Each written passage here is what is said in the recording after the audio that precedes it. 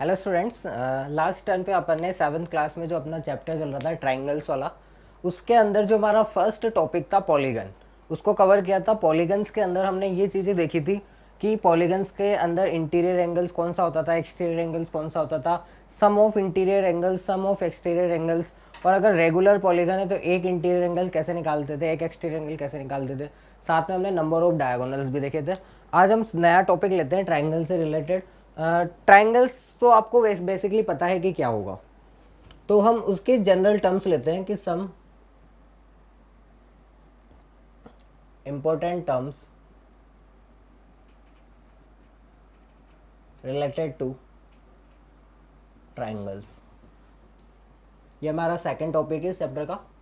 सबसे पहले अगर मैं ट्राइंगल्स की बात करूँ तो ट्राइंगल होगा आपका 3 साइडेड क्लोज फिगर। जैसे अगर मैं ये ए बी सी की कंसिडर करूँ, दिस इज अ ट्राइंगल। क्यों? क्योंकि ये ऐसा पॉलीगन है जिसके अंदर नंबर ऑफ साइड्स कितनी है आपके पास, 3 है। तो ये 3 साइडेड क्लोज फिगर को हम क्या बोलेंगे, ट्राइंगल्स। अगर मैं इसके अंदर की बात करूँ तो जो साइड्स होगी वो होगी आपकी 3। और कौन कौन सी साइड्स है यहाँ पर, ए बी सी और सी है। अगर मैं इसके अंदर एंगल्स की बात करूँ तो एंगल्स भी आपके पास 3 होंगे। First is angle A, angle B and angle C. तीसरी चीज आते हैं पार्ट्स या एलिमेंट्स ऑफ ट्राइंगल्स।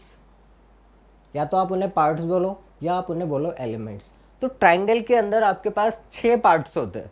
6 पार्ट्स के अंदर आपके पास 3 तो साइड्स होगी और 3 होंगे आपके पास एंगल्स। मतलब अगर मैं ट्राइंगल के तीनों एंगल्स और तीनों साइड्स को मिलाकर बात करूँ तो ट्राइंगल्स के आपके पास कितने पार्ट्स होते हैं, 6 पार्ट्स होते हैं। जिसके अंदर sides A B C C include होगी और एंगल ए, एंगल बी और एंगल सी आपके पास इंक्लूड होगा। उसके बाद अगर मैं बात करूँ टाइप्स की कि ट्राइंगल्स के कौन कौन से टाइप्स होते हैं, तो हम जो ट्राइंगल्स का क्लासिफिकेशन है वो 2 तरीके से करते हैं। First is according two sides and according two angles. तो हम आते हैं क्लासिफिकेशन पर। Classification of triangles first is according two sides. According two sides के अंदर अगर मैं बात करूं कि साइड्स के अकॉर्डिंग हम ट्राइंगल को किस तरह से डिफाइन करते हैं, तो फर्स्ट आता है आपका स्केलन ट्राइंगल, सेकंड आता है आपका isosceles triangle and third is equilateral triangle. तो फर्स्ट मैं बात कर रहा हूँ स्केलन ट्राइंगल की, second is isosceles triangle and third is equilateral triangle. क्या डिफरेंस होता है तीनों में, क्या डेफिनेशन होती है, वन बाय वन स्टार्ट करते हैं। स्केलन ट्राइंगल का मतलब ऐसा ट्राइंगल जिसकी तीनों साइड्स आपस में अनइक्वल हो, मतलब कोई भी साइड किसी दूसरी साइड के इक्वल नहीं होनी चाहिए। All 3 sides are unequal. अगर मैं स्केलन ट्राइंगल आइसोसेल्स ट्राइंगल की बात करूं तो आइसोसेल्स ट्राइंगल का मतलब होता है ऐसा ट्राइंगल जिसके अंदर 2 साइड्स आपस में क्या हो, इक्वल, और तीसरी साइड क्या हो, unequal. If two sides of triangles are equal and remaining one is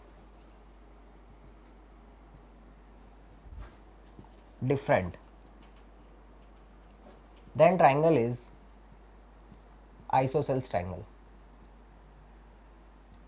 triangle को इस तरह से रिप्रेजेंट भी किया जाता है।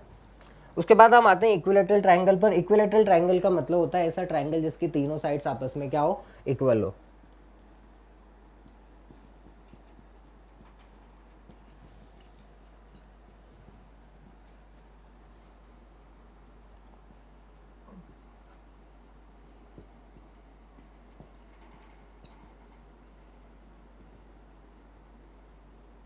तो कहने का मतलब ये है कि हमने ट्राइंगल को साइड्स के अकॉर्डिंग 3 पार्ट्स में डिवाइड किया, स्केलन ट्राइंगल, आइसोसेल्स ट्राइंगल और इक्विलैटरल ट्राइंगल। स्केलन में कोई भी साइड इक्वल नहीं होती, आइसोसेल्स में 2 साइड्स इक्वल होगी और इक्विलैटरल में 3 साइड्स इक्वल होगी। जो सेकंड क्लासिफिकेशन है वो आता है अकॉर्डिंग टू एंगल्स, कि हमने एंगल्स के अकॉर्डिंग भी ट्राइंगल्स को क्लासीफाई किया है। वो कुछ इस तरह से है।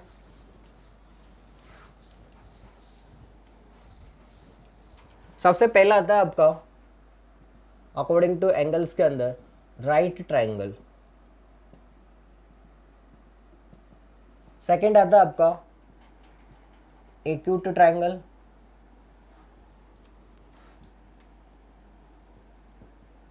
And third is obtuse triangle.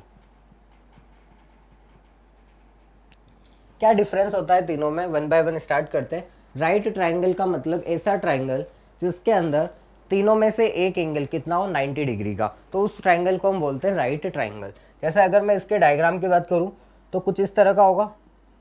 Suppose ABC triangle है और एंगल बी आपका 90 डिग्री है, तो हम इस ट्रायंगल को क्या बोलेंगे, राइट एंगल ट्रायंगल। क्यों? क्योंकि इसमें एक एंगल आपका कितना है, 90 डिग्री। अगर मैं एक्यूट ट्रायंगल की बात करूं तो ऐसा ट्रायंगल जिसके अंदर तीनों एंगल्स लेस देन 90 डिग्री होनी चाहिए, मतलब कि एक्यूट एंगल्स होने चाहिए, तो उस ट्रायंगल को हम क्या बोलेंगे, एक्यूट ट्रायंगल। इसके अंदर तीनों एंगल्स आपके लेस देन क्या होने चाहिए, 90 डिग्री। और अगर मैं ऑब्ट्यूज ट्रायंगल की बात करूं तो ऐसा ट्रायंगल जिसके अंदर अगर वन इंटीरियर एंगल 90 डिग्री से ज़्यादा हो जाए तो हम उसको क्या बोलेंगे, ऑब्ट्यूज ट्रायंगल। जैसे अगर मैं यहाँ पर ट्रायंगल ABC की बात करूँ तो जो आपका एंगल B है वो क्या है, 90 प्लस, 90 से ज़्यादा, तो इसका मतलब ये ट्रायंगल कैसा होगा, ऑब्ट्यूज ट्रायंगल। तो क्लासिफाई करते हैं, if one angle is 90 degree then triangle is right triangle.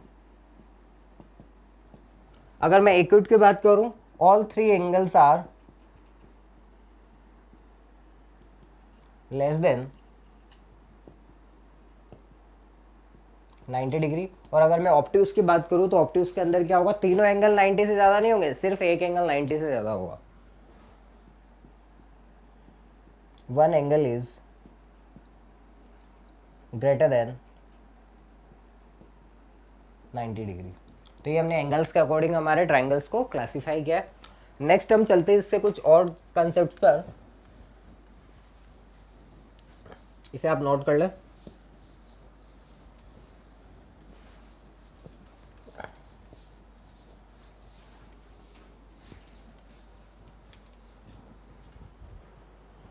आपके पास तीन टर्म्स आती है। First is interior of triangle, second is exterior of triangle and third is triangular region. तीनों में क्या डिफरेंस होता है, वन बाय वन स्टार्ट करते हैं। First is interior of triangle.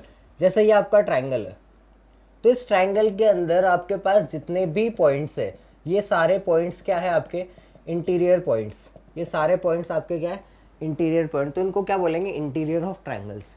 अगर मैं एक्सटीरियर की बात करूं तो ट्रायंगल के बाहर वाले जितने भी पॉइंट्स है वो सब क्या है, एक्सटीरियर ऑफ ट्रायंगल्स। ये सारे पॉइंट्स क्या है, एक्सटीरियर ऑफ ट्रायंगल। लेकिन अगर मैं ट्रायंगुलर रीजन की बात करूं तो ट्रायंगुलर रीजन के अंदर आपके पास दो रीजन्स इंक्लूड होते हैं, एक तो अंदर वाला पार्ट और एक बाउंड्री वाला पार्ट। अगर इस साइड्स पर भी कोई पॉइंट्स है तो भी ये किसके अंदर इंक्लूड होंगे, ट्रायंगुलर रीजन के अंदर। मतलब इंटीरियर ऑफ ट्रायंगल्स का मतलब क्या हो गया, ऑल पॉइंट्स विच आर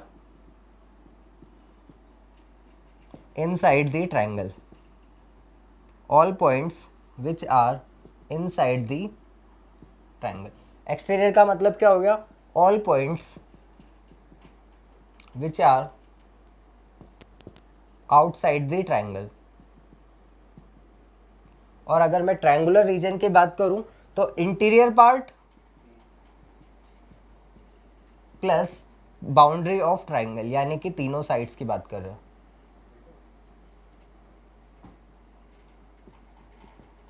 तो इस तरह से हमने रीजन्स को तीन पार्ट्स में डिफाइन किया है, क्लासिफाई किया है। उसके बाद हम कुछ जनरल टर्म्स पर आते हैं। कुछ और भी टर्म्स है ट्रायंगल से रिलेटेड, इसे नोट करें फटाफट।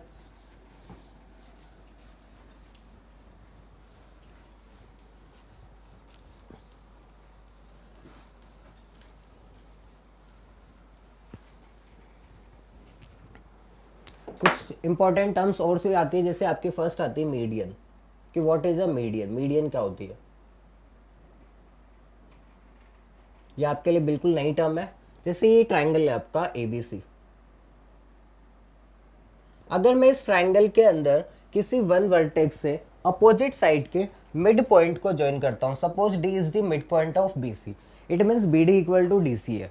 तो जो A को अगर मैं D से ज्वाइन करूंगा तो ये जो आपको लाइन सेगमेंट मिलेगा AD, इसको हम क्या बोलते हैं, मीडियन। तो मीडियन की डेफिनेशन होती है line segment joining vertex through mid point of opposite side is called median. तो अगर मैं एक ट्रायंगल के अंदर बात करूं तो हमारे पास वर्टेक्स भी 3 है, अपोजिट साइड्स भी 3 है, तो नंबर ऑफ मीडियंस कितनी होगी? 3 होगी। जैसे कि अगर मैं बी से इस ए सी के मिड पॉइंट ई को ज्वाइन करूं तो हमारे पास ये दूसरी मीडियन हो जाएगी बी। अगर मैं सी से इसके अपोजिट साइड ए बी के मिड पॉइंट एफ को ज्वाइन करूं तो ये हमारी तीसरी मीडियन होगी सी एफ। और होता क्या है, ये जो तीनों मीडियंस होती है ये एक ही पॉइंट पर इंटरसेक्ट करती है और इस पॉइंट को हम क्या बोलते हैं? सेंट्रॉइड। क्या बोलते हैं हम इसे? सेंट्रॉइड। तो सेकंड पॉइंट है हमारा, मीडियंस कितनी होगी आपके पास? 3 होगी। और जो इनका इंटरसेक्टिंग पॉइंट होगा उस इंटरसेक्टिंग पॉइंट को हम क्या बोलते हैं? सेंट्रॉइड।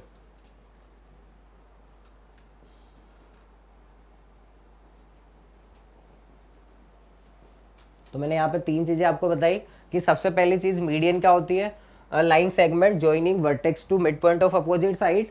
इसके अंदर 3 मिड पॉइंट होती है और उन इंटरसेक्टिंग पॉइंट को हम क्या बोलते हैं? सेंट्रॉइड बोलते हैं।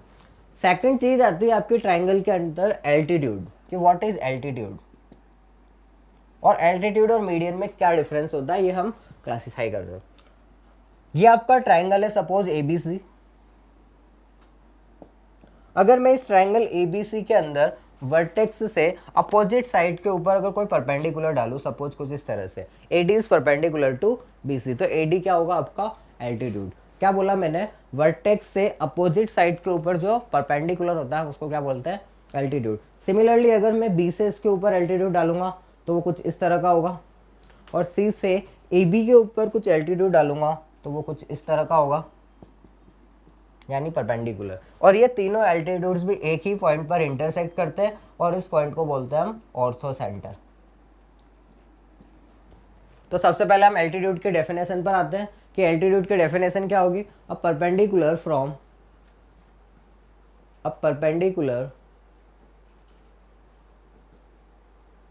From vertex to opposite side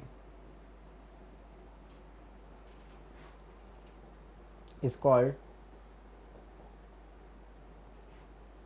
altitude। Number of altitudes कितने होंगे आपके पास? अभी भी 3।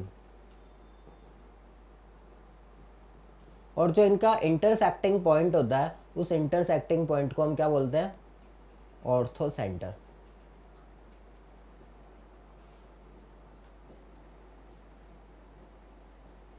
यहाँ तक आप नोट करें। उसके बाद इसकी इसी से रिलेटेड 2 टर्म्स और होती है, angle bisectors and perpendicular bisectors. इसको नोट करें, उसके बाद हम उसकी स्टडी करते हैं।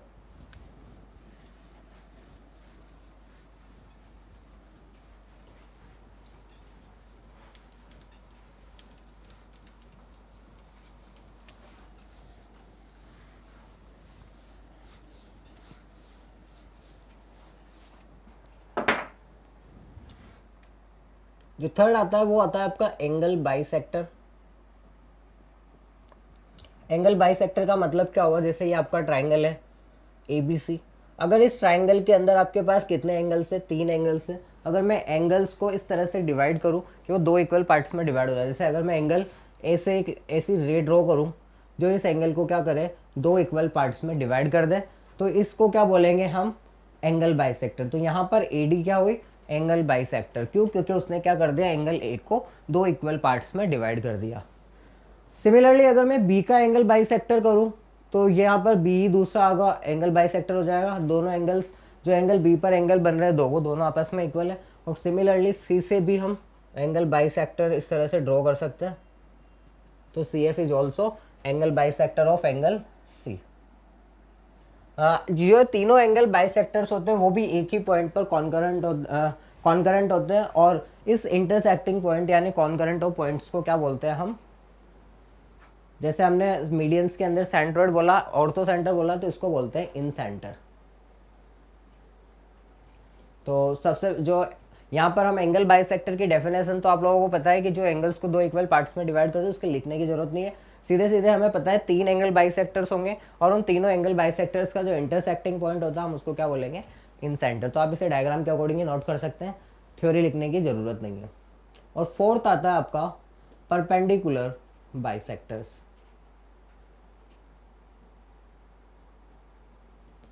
परपेंडिकुलर बाइसेक्टर्स के अंदर भी जैसे हम एक ट्रायंगल की बात कर रहे हैं, इस ट्रायंगल के अंदर आपके पास 3 साइड्स है, A B, B C and C है। तो मैंने क्या करा, तीनों साइड्स के परपेंडिकुलर बाइसेक्टर्स ड्रॉ किए। जैसे मैंने बी सी का परपेंडिकुलर बाइसेक्टर ड्रॉ किया। पहली चीज़ तो परपेंडिकुलर बाइसेक्टर का मतलब क्या होता है, ऐसा लाइन सेगमेंट, ऐसी लाइन जो कि लाइन सेगमेंट को 2 इक्वल पार्ट में डिवाइड कर दे और उसके ऊपर क्या होनी चाहिए, परपेंडिकुलर भी होनी चाहिए। तो मैंने बी सी का परपेंडिकुलर बाइसेक्टर बनाया। सिमिलरली मैंने ए बी का भी बनाया और एज इट इज मैंने ए सी का भी परपेंडिकुलर बाइसेक्टर बनाया। ये तीनों परपेंडिकुलर बाइसेक्टर भी एक ही पॉइंट पर इंटरसेक्ट करते हैं और इस इंटरसेक्टिंग पॉइंट को हम क्या बोलते हैं, सर्कमसेंटर। इसको क्या बोलेंगे हम, सर्कमसेंटर। तो यहाँ पर भी 3 परपेंडिकुलर बाइसेक्टर होंगे क्योंकि आपके पास लाइन सेगमेंट भी कितने हैं, 3 है, और उन तीनों के इंटरसेक्टिंग पॉइंट को हम क्या बोल रहे हैं, सर्कमसेंटर। तो देखो हमने 4 चीजें स्टडी करी, median, altitude, angle bisector and perpendicular bisector. Median मतलब वर्टेक्स से अपोजिट साइड का मिड पॉइंट को ज्वाइन करने वाला लाइन सेगमेंट। मीडियंस के इंटरसेक्टिंग पॉइंट को हम सेंट्रोइड बोलेंगे। एल्टीट्यूड मतलब वर्टेक्स से अपोजिट साइड के ऊपर परपेंडिकुलर, और एल्टीट्यूड्स के इंटरसेक्टिंग पॉइंट को हम ऑर्थो सेंटर बोलेंगे। सिमिलरली एंगल बाइसेक्टर्स के इंटरसेक्टिंग पॉइंट को इंड सेंटर और परपेंडिकुलर बाइसेक्टर्स के इंटरसेक्टिंग पॉइंट को हम क्या बोलेंगे, सर्कम सेंटर। तो आप ये नोट करें। उसके बाद हम इससे रिलेटेड कुछ थ्योरम्स की स्टडी करेंगे। ये हमने ट्राइंगल से रिलेटेड कुछ जनरल टर्म्स देखी क्योंकि ये हमारे क्वेश्चंस में यूज में आती है, इसलिए हमें पढ़ना जरूरी था। अब हम आते हैं theorems related to triangles.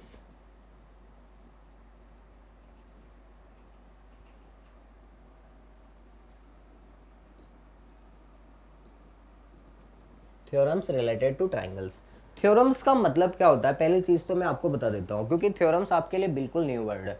7th class के अंदर थ्योरम फर्स्ट बार यूज में आता है। तो थ्योरम का मतलब होता है एक ऐसा स्टेटमेंट जो कि प्रूव होता है लेकिन हमें उसके प्रूफ की रिक्वायरमेंट होती है। जैसे एक स्टेटमेंट होगा जो किसी फिगर या जैसे अगर ज्योमेट्री की बात कर रहा हूँ तो उस ज्योमेट्रिकल फिगर के अंदर अप्लाई होगा और उस स्टेटमेंट को हमें प्रूव करने की ज़रूरत हो, तो उस चीज़ को हम बोलते हैं थ्योरम। तो यहाँ पर जो थ्योरम से रिलेटेड फर्स्ट टर्म है वो है आपकी फर्स्ट नंबर की जो थ्योरम है, सबसे कॉमन थ्योरम है और इसका यूज बहुत ज़्यादा आता है कि sum of all interior angles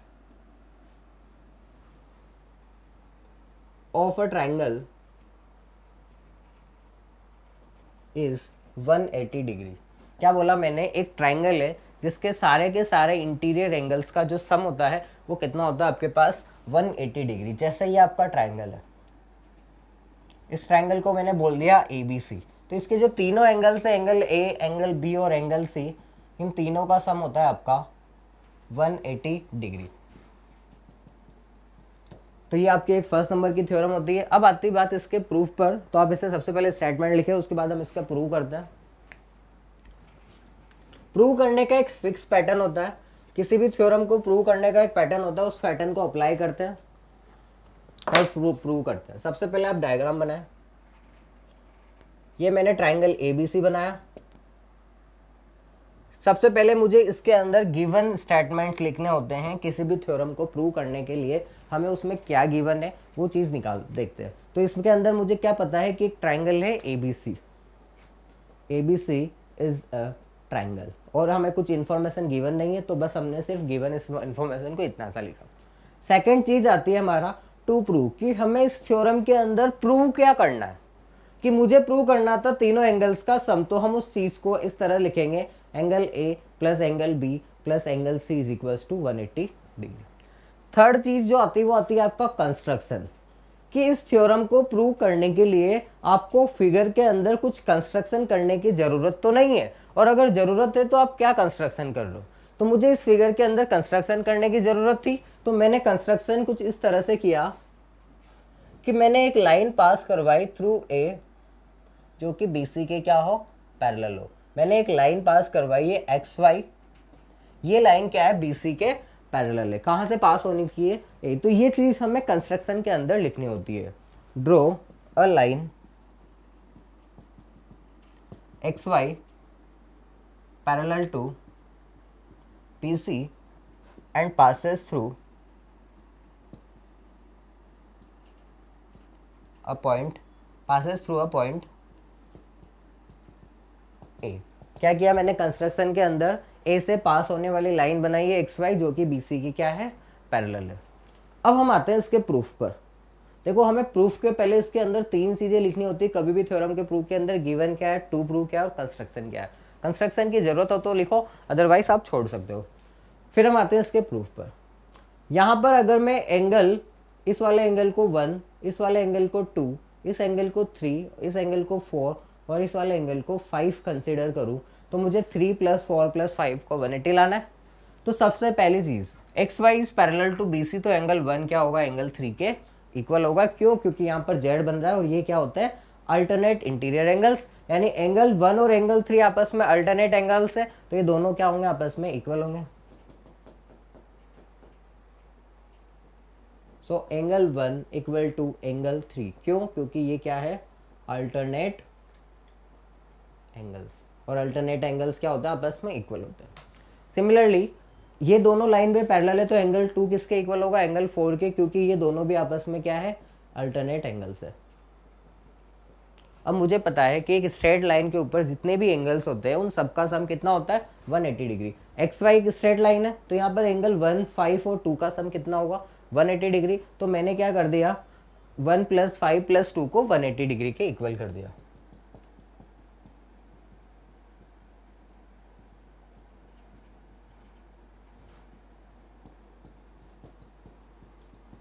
angle 1 + angle 5 + angle 2 is equals to 180 degree. अब मुझे पता है एंगल 1 किसके इक्वल है, 3 के, और एंगल 2 किसके इक्वल है, 4 के। तो इन दोनों इक्वेशन से मैंने एंगल 1 और 2 की वैल्यू को 3 और 4 यहाँ पर पुट कर दिया है।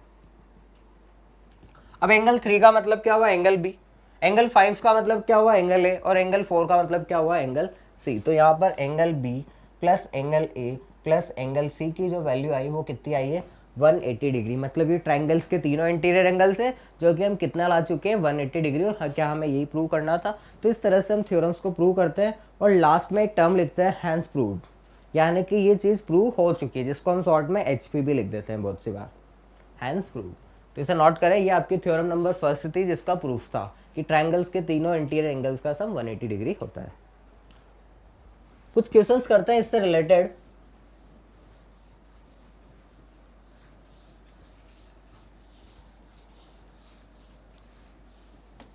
क्योंकि इंपॉर्टेंट थ्योरम है, बहुत सी बार क्वेश्चन में यूज में होगी, तो इसके प्रैक्टिस करना जरूरी है।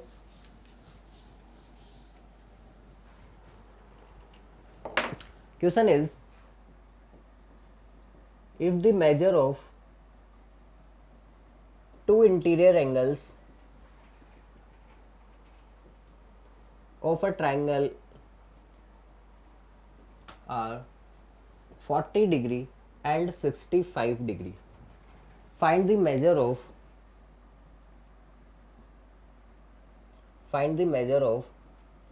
third angle।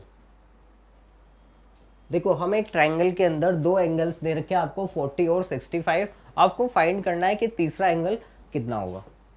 तो हमें पता है कि ट्राइंगल्स के तीनों एंगल्स का सम 180 डिग्री होता है, तो यहाँ पर थ्योरम नंबर 1 को यूज में लेंगे। मैंने मान लिया सपोज ये आपका ट्राइंगल था ABC, जिसके अंदर B और C कितना है, 40 और 65। आपको निकालना है एंगल A। तो मुझे पता है अकॉर्डिंग टू थ्योरम नंबर 1 की angle A plus angle B plus angle C 180 degree होता है। एंगल A हमें कैलकुलेट करना है, B is 40 and C is 65, तो put the values of B and C in this equation.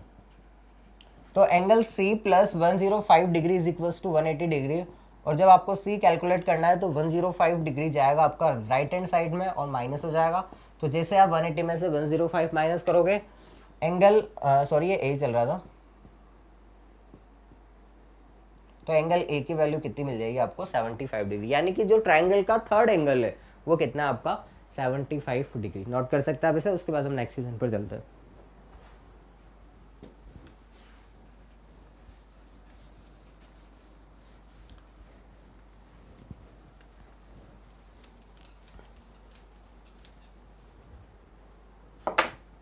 Question is, if angles of triangles are in the ratio of 3:4:5. Find all interior angles of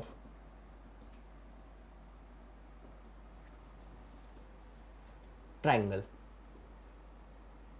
कोई triangle है जिसके interior angles का ratio आपको 3:4:5 दे रखा है और आपको फाइंड करना है तीनों के तीनों एंगल्स। तो इस क्वेश्चन को किस तरह से सॉल्व करते हैं, क्योंकि रेशियो का क्वेश्चन है 3:4:5, तो मैंने मान लिया late angles are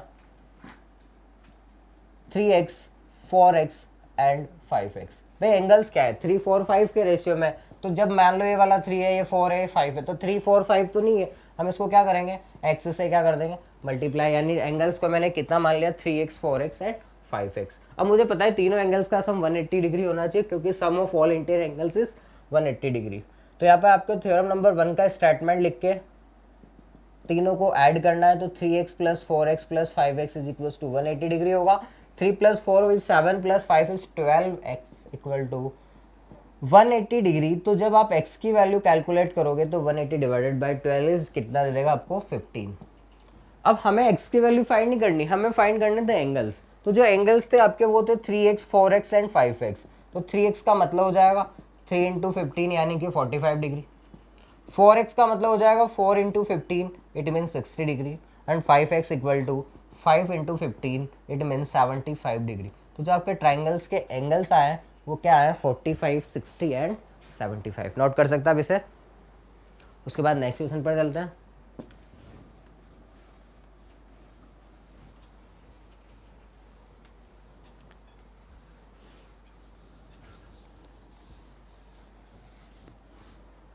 next question है आपका, if one interior angle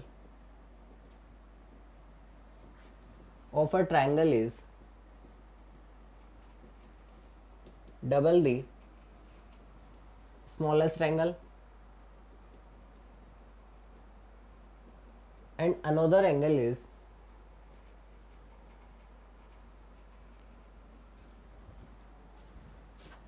thrice the smallest angle, then find all three angles of triangle। एक ट्रायंगल है जिसके अंदर आपको बोला है कि एक इंटीरियर एंगल सबसे छोटे एंगल का डबल है और दूसरा वाला इंटीरियर एंगल सबसे छोटे का 3 टाइम्स है। तो आपको तीनों एंगल्स फाइंड करना है। मैंने मान लिया let smallest angle is x। मैंने सबसे छोटे एंगल को क्या मान लिया x। तो सेकंड एंगल आपका क्या हो जाएगा, क्योंकि वो स्मॉलेस्ट एंगल का डबल था यानी 2x हो जाएगा, और respectively third angle is thrice of smallest angle, तो उसके अकॉर्डिंग ये कितना हो जाएगा 3x। तीनों एंगल मुझे कितने मिल गए x 2x और 3x। तीनों एंगल का सम मुझे पता है कि 180 डिग्री होता है, sum of all angles is 180। तो यहाँ पर भी x plus 2x plus 3x equal to 180 को मैं जैसे ही अप्लाई करूँगा यानी 6x इक्वल टू मुझे मिलेगा 180, x इक्वल टू कितना हो जाएगा 30 डिग्री। हमें फाइंड करने थे तीनों के तीनों एंगल्स। तो सबसे छोटा वाला एंगल तो हो गया आपका 30 डिग्री, सेकेंड होगा 2 into 30 is equals to 60 degree, और थर्ड होगा 3 into 30 is equals to 90 degree. तो उस ट्रायंगल के तीनों एंगल्स आपके पास कितने आ चुके हैं 30 60 एंड 90। नोट कर सकते हैं आप इसे। उसके बाद हम ट्रायंगल की सेकेंड नंबर की थ्योरम पर चलते हैं जो कि काफ़ी इंपॉर्टेंट है।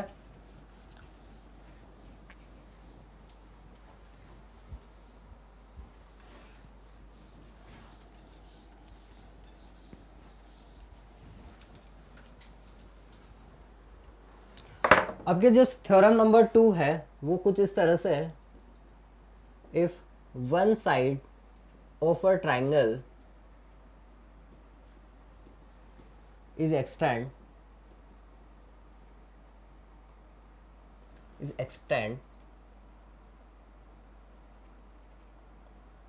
then exterior angle so formed is sum of opposite interior angles.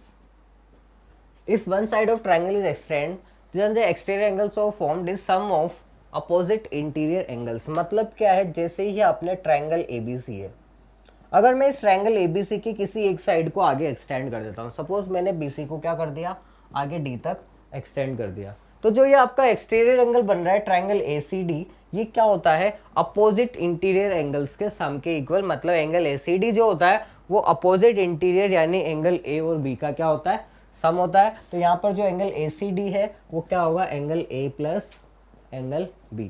Angle ACD is equal to angle A plus B। हाँ, ये होती है आपकी थ्योरम नंबर 2। मतलब क्या है कि अगर हम किसी भी ट्राइंगल की एक साइड को आगे बढ़ाएंगे तो जो एक्सटीरियर एंगल बनता है वो अपोजिट इंटीरियर एंगल्स के सम के इक्वल होता है। जैसे अगर मान लो ये वाला ट्राइंगल है आपका, अगर मैं इसकी ये वाली साइड को आगे एक्सटेंड करूंगा तो ये वाला एक्सटीरियर एंगल बनेगा, तो ये क्या होगा, इन दोनों एंगल्स के सम के इक्वल। अगर मैं इस वाली साइड को आगे एक्सटेंड करूंगा तो ये वाला एंगल क्या होगा, इन दोनों अपोजिट इंटीरियर एंगल्स के सम के इक्वल। अब बात आती है इसके प्रूफ की, तो इसका स्टेटमेंट लिखो, उसके बाद हम इसको प्रूव करते हैं। वापस से थ्योरम में, थ्योरम को प्रूव करने का एक पैटर्न होता है, उसी पैटर्न को हम यहाँ पर अप्लाई करते हुए चलेंगे। ये आपका एक फिगर दे दिया था मैंने ट्राइंगल ABC और मैंने क्या करा, BC को D तक एक्सटेंड कर दिया। तो सबसे पहली चीज आपको गिवन क्या है, given is triangle ABC, ABC is a triangle and extend side BC to D। Triangle ABC है एक और उसकी BC साइड को मैंने D तक एक्सटेंड कर दिया, ये आपको गिवन था। जो आपको प्रूव करना है वो कुछ इस तरह का प्रूव करना है कि एंगल ACD जो एक्सटीरियर एंगल बना है वो एंगल A और B का सम होना चाहिए। तो angle ACD is equal to मुझे क्या लाना है, angle A plus angle B। Third, अगर कुछ कंस्ट्रक्शन होता है तो हमें कंस्ट्रक्शन लिखने की जरूरत है, लेकिन इस थ्योरम के प्रूफ में हमें कोई कंस्ट्रक्शन की जरूरत नहीं है, तो आप उस कंस्ट्रक्शन वाले स्टेप्स को स्किप कर सकते हो। फिर हमारा आता है प्रूफ, जो हमारा मेन पार्ट होता है। मैंने इस वाले एंगल को सपोज 1 कंसीडर किया, इस वाले एंगल को 2 कंसीडर किया, इस वाले एंगल को 3 और इस एंगल को 4। तो मुझे क्या लाना है, 4 equal to angle 1 plus angle 2, ये हमें लेकर आना है। तो सबसे पहले मैं बात करता हूँ ट्राइंगल ABC की। इन ट्राइंगल ABC के अंदर तीनों एंगल्स का सम 180 डिग्री होता है। Angle 1 plus angle 2 plus angle 3 is equal to 180 degree, triangle की एंगल सम प्रॉपर्टी के अकॉर्डिंग, थ्योरम नंबर 1। सेकंड में आता हूँ, BCD एक स्ट्रेट लाइन है, तो एंगल C पर जो बन रहे हैं एंगल 3 और 4, इन दोनों का सम भी 180 होना चाहिए, क्योंकि लीनियर पैर्स का सम भी आपके पास कितना होता है, 180 डिग्री।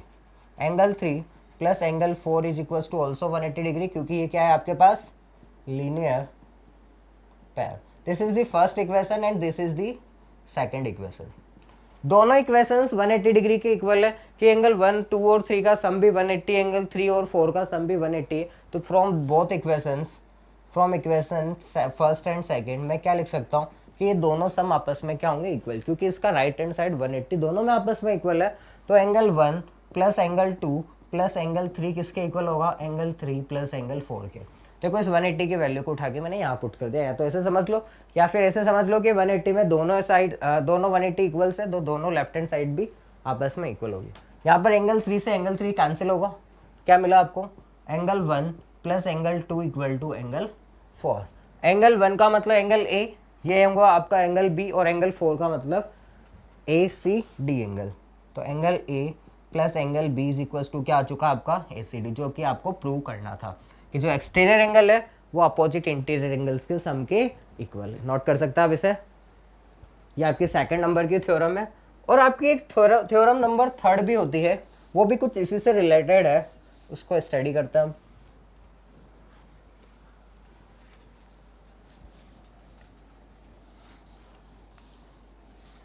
नेक्स्ट आती है आपकी थ्योरम नंबर 3। पहले मैं आपको उसको एक्सप्लेन कर देता हूँ, बाद में उसका स्टेटमेंट लिखाऊंगा।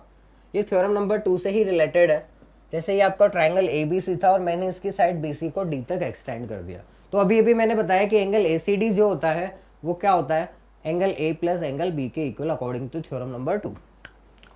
अब थ्योरम नंबर 3 सिर्फ इतनी सी है कि जो आपका एक्सटीरियर एंगल बनता है वो अपोजिट इंटीरियर एंगल से 1 बाय 1 बड़ा होता है। मतलब वो एंगल A से भी बड़ा होगा और एंगल B से भी बड़ा होगा। मतलब एक एक इंडिविजुअली बात करूँ, A प्लस B तो दोनों का सम तो इक्वल है, लेकिन अगर A की बात करूँ तो A से बड़ा होगा, और अगर सिर्फ बी की बात करूँ तो बी से भी क्या होगा, बड़ा होगा। यानी मैं इस थ्योरम नंबर 3 का स्टेटमेंट अगर मैथमेटिकल फॉर्म में दूँ तो angle A C D is greater than angle A. Similarly angle A C D is also greater than angle B. तो जो थ्योरम नंबर 3 का स्टेटमेंट होता है वो ये होता है कि exterior angle is greater then either of opposite interior angles. और आपको मैथमेटिकल फॉर्म में कुछ इस तरह से लिख सकते हो। अब इसका प्रूफ कुछ है नहीं, वो थ्योरम नंबर 2 से यहाँ तक तो आप प्रूव कर ही चुके हो, क्योंकि दो क्वांटिटीज का सम है तो ऑब्वियसली सी बात है ए से भी बड़ा होगा और बी से भी बड़ा होगा, तो इसका कोई जनरल प्रूफ नहीं है, आप इसी से डायरेक्ट लिख सकते हो। नोट करें और उसके बाद हम इससे रिलेटेड कुछ क्वेश्चंस लेते हैं।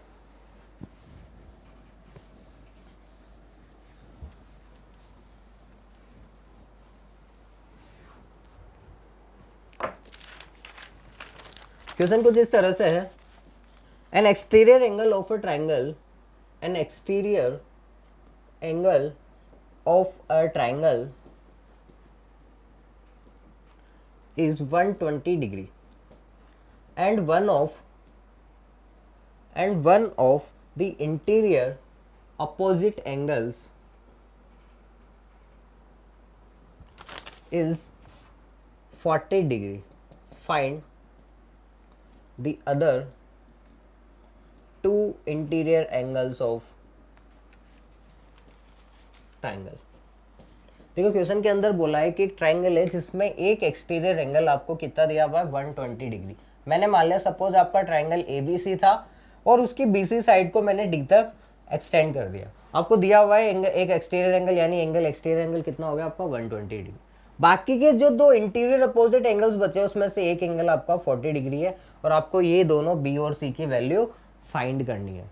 ये वाला एंगल 40 डिग्री हमने अज्यूम कर लिया। According to diagram let angle ACD is equal to 120 degree and angle A equal to 40 degree. तो थ्योरम नंबर 2 क्या होती थी हमारी, exterior angle is the sum of opposite interior angles. तो एंगल A और B का सम किसके इक्वल होगा, 120 डिग्री के equal bye exterior angle theorem. तो यहां से एंगल A की वैल्यू तो मुझे 40 पता है, एंगल B आपका कितना हो जाएगा 120 माइनस 40, इट मीन्स 80 डिग्री। तो आपका जो एंगल B मिला है वो कितना मिल गया है 80, यानी ये वाला एंगल 80 डिग्री आपका आ चुका है। ये 40 है ये 80, तो ट्राइंगल का तीसरा एंगल निकाल सकते हैं हम दोनों एंगल्स को 180 में से माइनस करके। तो एंगल C क्या होगा 180 minus A and minus B। 180 में से मैंने A और B को माइनस कर दिया है। A की वैल्यू थी 40 एंड B की वैल्यू थी 80। जब माइनस करोगे आप तो एंगल C कितना मिल जाएगा आपको 60 डिग्री। मतलब इस ट्राइंगल के जो बाकी के दोनों एंगल्स है वो कितने आ चुके हैं 80 and 60 degree. This is the correct answer. Note कर सकते हैं आप इसे। उसके बाद हम नेक्स्ट क्वेश्चन पर चलते हैं।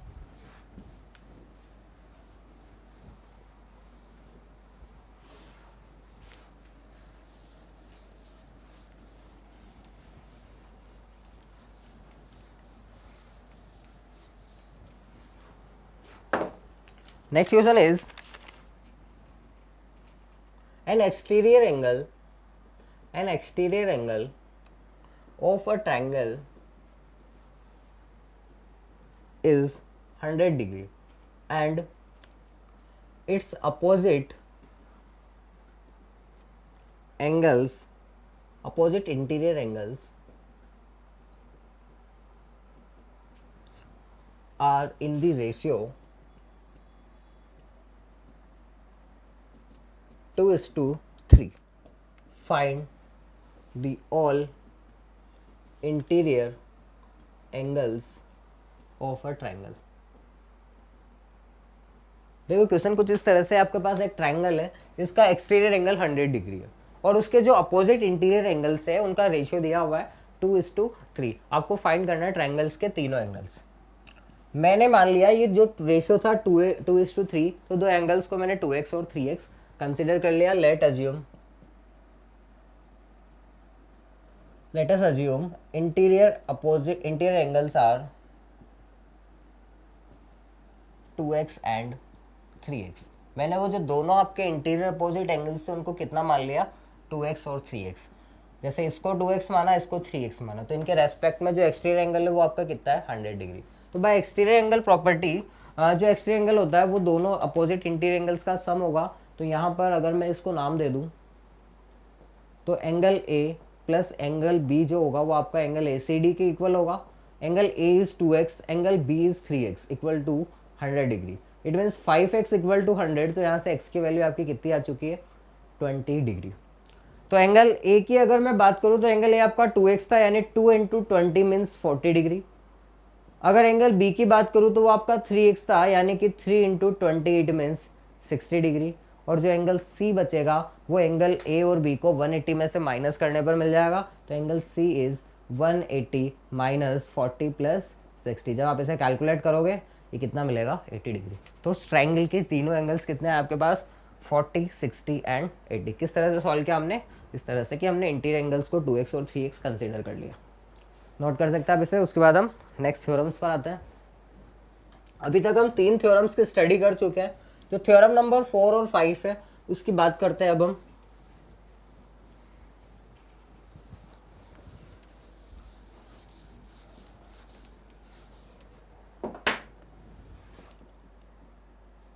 Theorem number 4, opposite angles to equal sides of a triangle is also equal. क्या बोला मैंने, एक ट्राइंगल है जिसकी दो साइड्स क्या आपस में इक्वल है, तो उनके जो अपोजिट एंगल्स होंगे वो भी आपस में इक्वल होंगे। जैसे अगर मैं ये ट्राइंगल ए बी सी की बात कर रहा हूँ, इस ट्राइंगल के अंदर सपोज मैंने A B equal to A C ले लिया कि if A B equal to A C है, तो अकॉर्डिंग टू थ्योरम क्या होगा कि ए बी के जस्ट सामने वाला एंगल होगा सी और ए सी के सामने वाला एंगल होगा बी। तो ये दोनों भी आपस में क्या होंगे, इक्वल होंगे। Angle C equal to angle B, this is the theorem number 4।